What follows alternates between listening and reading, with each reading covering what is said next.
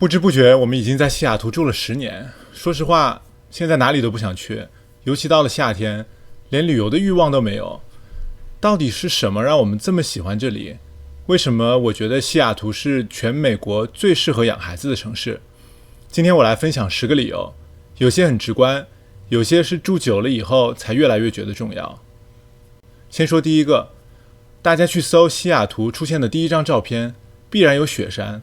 每次開車一轉頭，看到遠處的雷尼爾雪山，整個人還是會哇一下，看了10年還是不會膩。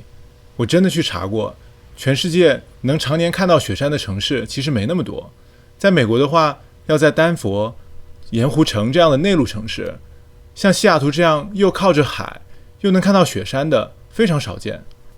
而且還不只是 Mount Rainier 一座，往北能看到 Mount Baker， 往西還有 Olympic 的一排雪山，只要天一晴，幾乎每個方向都能看到雪山，那種感覺特別讓人平靜。我們住了這麼多年，孩子們每次看到還是會互相說，快看，有雪山。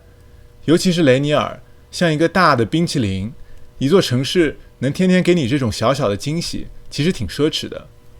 第二個，到處都是水，西雅圖有很多的湖，也靠着海灣，各種各樣的水，不管你住在哪個角落，基本上開車15分鐘以內就能找到一個湖或者一片海。而且這些水是真的可以下去玩的，邊上有沙灘，能划船，能下水，水也很乾淨。我知道很多城市都有河穿過去，但好像除了過橋的時候你感受不到它的存在。而西雅圖的水呢，是真的我們生活的一部分。除了大的 Lake Washington、Lake Union 或者海邊，還有很多小一點的湖，可能就在離家不遠的地方。比如西雅圖有個 Green Lake，Sammamish 那邊有個 Pine Lake， 很小，水也很平靜，更適合帶孩子們去划船 Paddleboard， 甚至可以直接下水游泳。這種水就在身邊的感覺，住久了你会當成理所當然，但它真的不是每個城市都有的。第三個，天氣溫和。我知道很多人第一反應是西雅圖難道不是出了名的陰雨綿綿嗎？但你真的住下來會發現，除了冬天有那麼一段時間會連着下雨，而且天黑得太早，其他大部分時候天氣都很舒服，不冷不熱，就算下點小雨也很少會連着下一整天。很多時候都是出去發現地上濕了，才發現下過雨，但不影響在外面玩。10年前我剛來的時候，這邊很多的房子、公寓根本沒有空調，現在慢慢多起來了，但真正非常需要空調的天數其實也很有限。哪怕這幾年全球變暖，會有熱浪，一個夏天真正熱到離不開空調的可能也就1-2個星期，大部分房子還是開窗吹吹風就夠了，最高也就30度出頭。在這兒待久了，你的溫度會變得特別挑剔。我們去到其他地方，稍微曬一點、熱一點，孩子們都會熱得沒精神。我們習慣了這種溫和的天氣，下點雨也就沒什麼了。剛來的時候覺得很神奇，這邊的人基本不打傘，下雨怎麼辦呢？就穿件衝鋒衣，把帽子一戴，就在雨裡面走。孩子們呢，在學校都人手備一套雨衣，就那種把全身的都罩進去的連體雨衣是標配，所以不管什麼天氣，孩子們也習慣了，照樣在外面玩。第4個，到處都是公園。西雅圖每個區都有很多的公園，有大有小，基本都是免費的，很多是在家附近的，走路或者骑車就能到。孩子小的時候能在裡面玩好久，而且每個公園都有自己的特色。比如說我們最近特別喜歡的一個就在海邊水族館旁邊，設計得很有新意，很好玩，變化多，而且又很安全，可以放心的讓孩子去獨立的玩。有些公園的位置特別好，風景也很美。我們以前常去的一個海邊的公園就在半山腰上，孩子在那兒滑滑梯、盪秋千，一抬頭就能看到遠處的海，海的前面還有鐵軌，偶爾一列火車開過去的時候真的挺美的。第5個，這裡的人很愛運動，很愛戶外。西雅图是一個特別 active 的城市，附近有3個大的國家公園，開車都是2個多小時就能到。然後開車1小時的半徑呢，有上百條徒步的線路，也有很多適合孩子小的時候就可以走完的，不到3公里就可以看到瀑布，路邊還有小河，可以邊走邊玩。冬天呢，開車1個多小時就可以滑雪，很多人都是帶孩子當天來回，不需要都安排在放假的時候。在這樣的環境裡，孩子是會被潛移默化的，他們從小就喜歡往外跑，喜歡爬山，到水邊玩，真的會形成一種很健康的生活方式。我一直覺得孩子多接觸自然，心情會更好，那些一生用不完的能量也有地方釋放。如果你看到這裡，我來正式打個招呼，我是 ZZ 爸爸，主業是 AI 產品經理，太太是兒童心理學家。平時我們聊 AI 時代的教育，今天想分享的是我們生活了10年的西雅圖。如果你喜歡這種內容，請點讚關注。前面這5個理由，可能大家多少也有耳聞，或者有直觀的感受。接下來這幾個理由，可能就比較個人了，是我們住久了才體會到的。第6個，這裡的家庭普遍很有教養。西雅圖超過60%的人都有大學學歷，是全美最高的城市，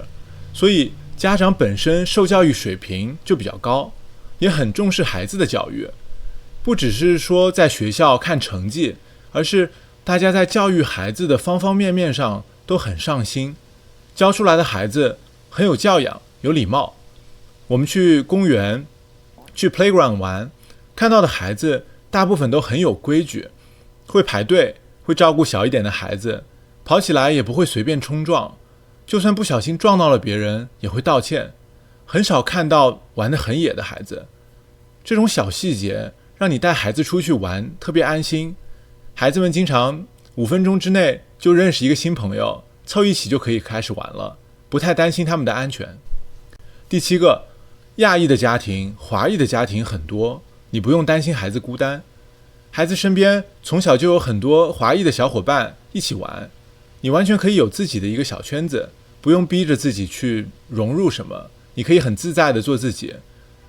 大部分的学區，包括私立學校，班上的亞裔、華裔的孩子比例都不會低，至少能佔到20%。像 Bellevue 有些學區，亞裔的比例甚至能到40%。孩子從小就不會去懷疑自己的身份認同，因為身邊一直有跟他長得類似的朋友。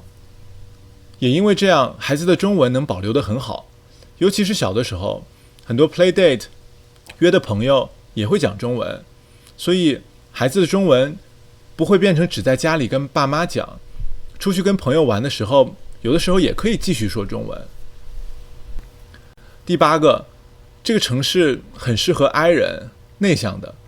你可能聽過一個說法叫 Seattle Freeze， 意思是這兒的人相對比較冷，沒那麼熱情。